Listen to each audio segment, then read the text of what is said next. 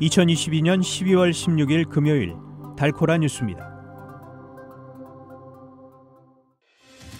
다음 주에 올겨울 가장 추운 날씨가 예보되면서 전력기관들이 전력 사용 증가에 대비하고 있습니다.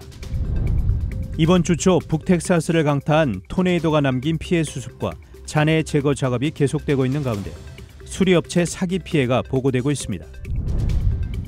2019년 집안에서 조카를 돌보던 중 출동한 경찰에 의해 사망한 아타티아나 제퍼슨 사건의 용의자인 전 포트워스 경관 아론 딘의 과실치사 혐의가 유죄로 인정됐습니다.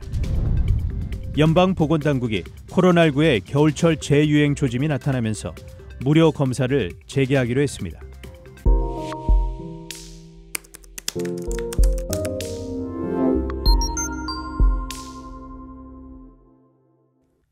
다음 주에 올겨울 가장 추운 날씨가 예보되면서 전력기관들이 전력 사용 증가에 대비하고 있습니다. 텍사스 전기신뢰성위원회 얼컷은 달라스 북부 지역에 눈이 올 가능성에 대비하고 있다고 말했습니다. 어제 어스틴에서 열린 텍사스 공공유틸리티위원회 PUC 회의에서 얼컷의 수장은 추위로 인해 급증하는 전력 수요를 감당할 준비가 되어 있다고 밝혔습니다. 북텍사스는 12월에 들어서도 예년보다 따뜻한 겨울을 보내고 있지만 다음 주에는 기온이 급락할 것으로 예보됐습니다.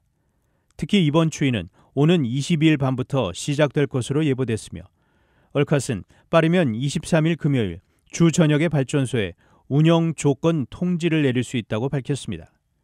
얼컷은 전력 수요가 23일에 급증하고 주말이 끝날 때까지 높은 상태를 유지할 것으로 예상했습니다.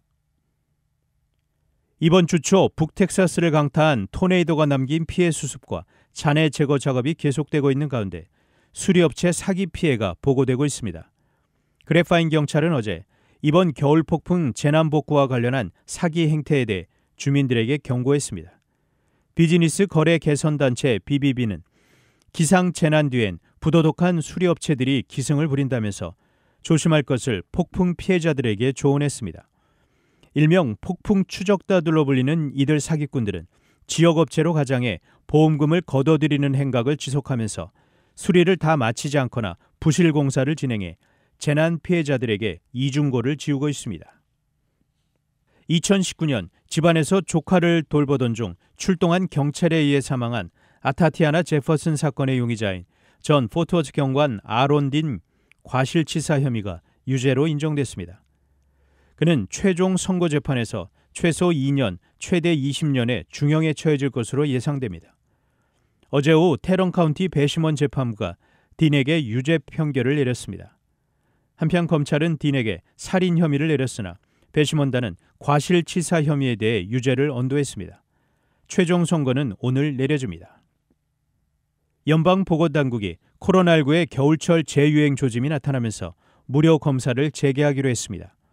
연방정부는 어제 연말연시를 맞아 코로나19가 더욱 급격하게 확산할 수 있다며 무료 검사소 설치와 자가진단키트 지급을 주된 내용으로 하는 비상계획을 발표했습니다.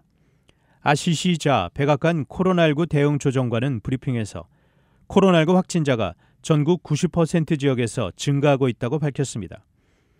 또 지난주 사망자는 3,000명에 육박했고 사망자와 입원자도 늘고 있으며 이들 중 대부분은 65세 이상이라고 우려했습니다.